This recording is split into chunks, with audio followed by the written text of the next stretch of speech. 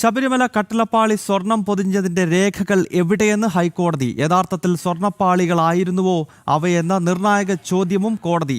ശബരിമല സ്വർണ്ണ കവർച്ച കേസിൽ ദേവസ്വം ബോർഡ് മുൻ പ്രസിഡന്റ് എൻ വാസുവിന്റെ ജാമ്യാപേക്ഷ പരിഗണിക്കവെയാണ് ഹൈക്കോടതി ഇക്കാര്യം ചോദിച്ചത്. വാസുവിന്റെ ജാമ്യാപേക്ഷ വിധി പറയുന്നതിനായി മാറ്റി, മുരാരി ബാബുവിന്റെയും ജാമ്യാപേക്ഷ വിധി പറയുന്നതിനായി മാറ്റിയിട്ടുണ്ട്. വിവരങ്ങൾ രേഷ്മ ബാബു ആണ് നൽകുന്നത്. രേഷ്മ, ഈ ഹൈക്കോടതിയുടെ ഇടപെടൽ ഇല്ലായിരുന്നുവെങ്കിൽ ഒരുപക്ഷെ ശബരിമല സ്വർണ്ണ കവർച്ചയുമായി ബന്ധപ്പെട്ടുള്ള അന്വേഷണം ഈ ദിശയിൽ മുന്നോട്ട് പോകുമായിരുന്നില്ല. പത്മകുമാറും വാസുവുമൊക്കെ ഇപ്പോഴും ഈ സ്വൈര്യ ജീവിതം നടത്തിയേനെയും പുറത്തുണ്ടായേനെയും. ഇവരെല്ലാം അകത്തായതിന്റെ അടിസ്ഥാന കാരണം ഹൈക്കോടതി നടത്തിയിട്ടുള്ള ഇടപെടൽ തന്നെയാണ്. ഇപ്പോൾ ഈ വാസുവിന്റെ ജാമ്യാപേക്ഷ പരിഗണിക്കുന്ന ഘട്ടത്തിൽ എന്തൊക്കെ ചോദ്യങ്ങളാണ് ദേവസ്വം ബോർഡിന് മുന്നിലേക്ക് ഹൈക്കോടതി വീണ്ടും ഉന്നയിക്കുന്നത്?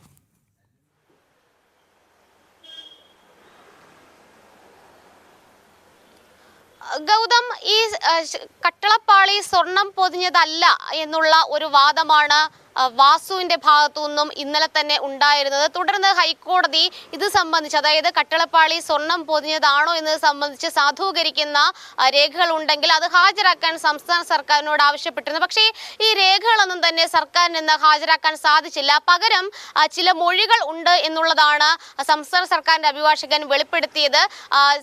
ചെന്നൈയിലെ സ്മാർട്ട് ക്രിയേഷൻസിന്റെ സിഇഒയുടെ മൊഴിയാണ് ഇത് സംബന്ധിച്ച് ഹൈക്കോടതിയിൽ സംസ്ഥാന സർക്കാർ മുന്നോട്ട് വെച്ചത്. ആ സമയത്ത് ഹൈക്കോടതി ഒരു പ്രസക്തമായിട്ടുള്ള ഒരു ചോദ്യമുണ്ട്. ഈ രേഖകളൊന്നും തന്നെ ഇല്ലേ, മറിച്ച് വാമൊഴികൾ മാത്രമേ ഉള്ളൂ എന്നുള്ളതായിരുന്നു ജസ്റ്റിസ് എ ബദറുദ്ദീന്റെ ഭാഗത്തു നിന്നും ഉണ്ടായ ഒരു ചോദ്യം. കട്ടിളപ്പാളി സ്വർണം പൊതിഞ്ഞതാണോ എന്നുള്ളത് സംബന്ധിച്ച കാര്യം അതൊരു നിർണായകമായിട്ടുള്ള ഒരു ചോദ്യമാണെന്നും അതിൽ കൃത്യമായിട്ടുള്ള മറുപടി വേണമെന്നുള്ള ഒരു നിലപാടും ഹൈക്കോടതി സ്വീകരിച്ചു. പക്ഷേ കൃത്യമായിട്ട് ഒരു രേഖകൾ ഹാജരാക്കാൻ ഇതുവരെ സംസ്ഥാന സർക്കാരിന് സാധിച്ചിട്ടില്ല. പക്ഷേ വാസു ഉറച്ചു നിൽക്കുന്നത് ചെമ്പ് പാളികൾ എന്ന് തന്നെയാണ് പറയുന്നത്. അത് മാത്രമല്ല, സ്വർണം പൊതിഞ്ഞതിന് സർക്കാരിന്റെ കൈവശം പോലും അല്ലെങ്കിൽ ദേവസ്വം ബോർഡിന്റെ കൈവശം പോലും രേഖകളില്ല എന്നുള്ള ഒരു വാദം വാസുവിന്റെ അഭിഭാഷകൻ